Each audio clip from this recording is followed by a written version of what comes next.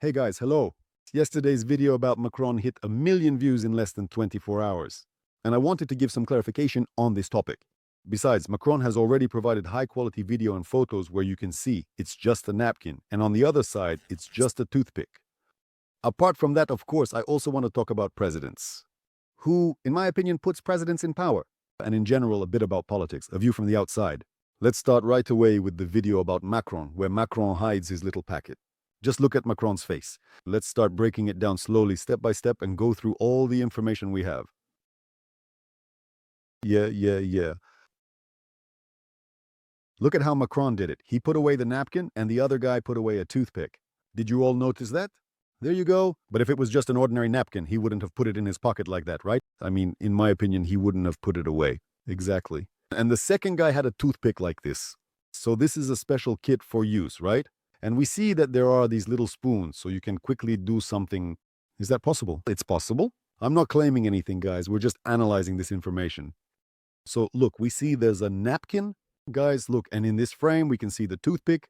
Maybe it's a tooth. Maybe that's exactly what it is. Maybe it just seemed that way to all of us. But if we switch to another frame, here the toothpick is completely different, in my opinion, with a piece of paper or something, and here it's like this. Is that possible? It's possible. Well, let's keep digging further.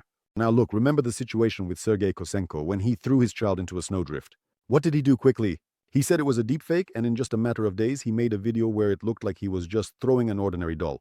They made a deepfake for him, made it look like it was a child, and he acted like it was just a joke. None of it was real. Did that happen? It did. So why wouldn't Macron do the same thing here? Quickly make and show that it was just a toothpick in high quality. We didn't have a high-quality version of this video here. But here, it showed up, and various videos started circulating on social media showing Macron rubbing his nose. Macron rubs his nose everywhere, often. Happens? Well, it happens. Who hasn't done that? I'm not claiming anything, guys. No one is giving 100% guarantees here. We can only guess, just watch. Macron also organizes all sorts of parties. As they say, the drinks are good and the contests are interesting, but the voters are in shock. Another episode. A working trip to areas affected by the hurricane. The president is hugging half-naked young black men. One of them was recently released from prison. A guy like that, so healthy, how should you be working? Have you given up robbery? Another one, in a group photo, for some reason shows the middle finger. Apparently the pressy... Guys, look, if you take Macron's face, I think he actually looks pretty good. There you go. Let's take a look at who Macron actually is. If we read Wikipedia, we'll immediately see that Macron was an investment banker at Rothschild Bank. And only after that did he move up the career ladder and eventually become president. So he was a banker at Rothschild Bank in France? Just imagine that. Also, Macron doesn't have any photos with his parents, not even any childhood photos. What oddities have I discovered, right? Also, guys, look, besides being an investment banker, Macron was appointed manager that same year and led one of the biggest negotiations of the year, the acquisition of Nestlé, a subsidiary of Pfizer that produces baby formula. But Pfizer doesn't just produce baby formula. As we know, they manufacture all kinds of pharmaceuticals. It's an American pharmaceutical company. That's it. And this deal took place in France, and he managed this deal, but that's not the point. Can you imagine, guys, that Pfizer actually produces vaccines? That's just an absolutely massive business. And they also say that Macron's wife, the first lady, is a man. Also, guys, I'm not going to discuss these rumors. Quickly, briefly, and to the point, I'll show you what makes people suspect that Macron's wife is a man. I'll show a couple of details, and you can decide for yourselves whether that's possible, whether there's any truth to it or not. Is she standing or sitting? Well, look, all the women are sitting with their legs crossed, but she sat like a man. And the suspicion is that Emmanuel Macron is actually this boy on the left. Here is this boy in good quality. This is a photograph. And here is this girl. So judge for yourselves. Is it a boy or a girl? There are a couple more interesting things. Look, this woman who is 20 years older than him. Like her walk is like a man's. Her mannerisms are like a man's. That basically, it's a man who had plastic surgery or maybe didn't even have it. That's it. You can just look at the mannerisms, the walk, how he or she looks. That's it. Is it a man or a woman? There's a lot on the internet. And again, a video went viral just 2 months ago. This topic came up again, that maybe it really is a man. But that's not the point. Let's recall one simple fact where Macron caught Durov. The CEO of Telegram told the police that he was planning to have dinner with Macron that evening.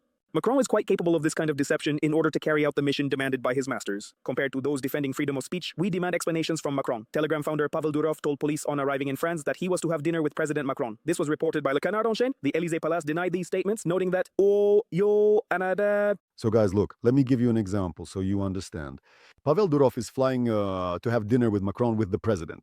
He has a passport from that country and he didn't get it just like that. No one else gets a passport the way Durov did.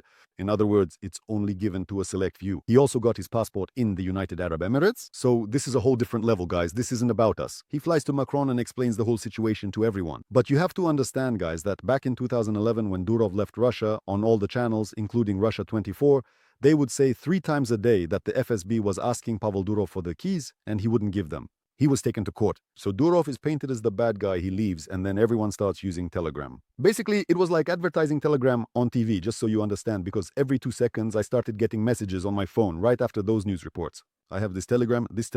People started installing Telegram even though everyone was using WhatsApp back then. That's the best kind of advertising. It means that neither your lover can check, nor criminals, nor drug addicts, no one. No one can see your messages because Durov doesn't give the keys to the FSB. But that's what they're saying on Russia 24. Just think about it, guys. They're not talking about any other messenger. They're telling you on Russia 24 how bad it is that Durov doesn't give up the keys.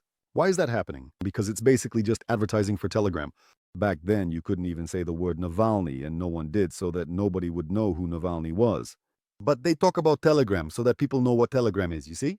So that people use it, install it, and that's it. It's all part of the same system. So at that very time, Macron was promoting his own French messenger, but it wasn't doing well. Maybe he wanted more topics for himself. He wanted to launch Telegram in his country as well.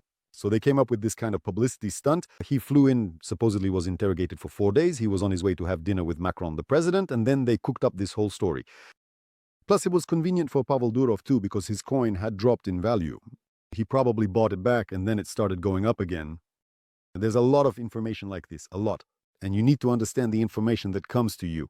You always need to analyze it and look at it from the outside.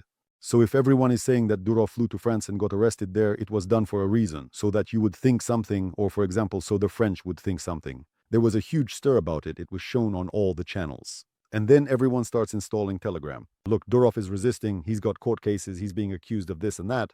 So it's just a show for you guys, just a show so you can watch and be led around like sheep.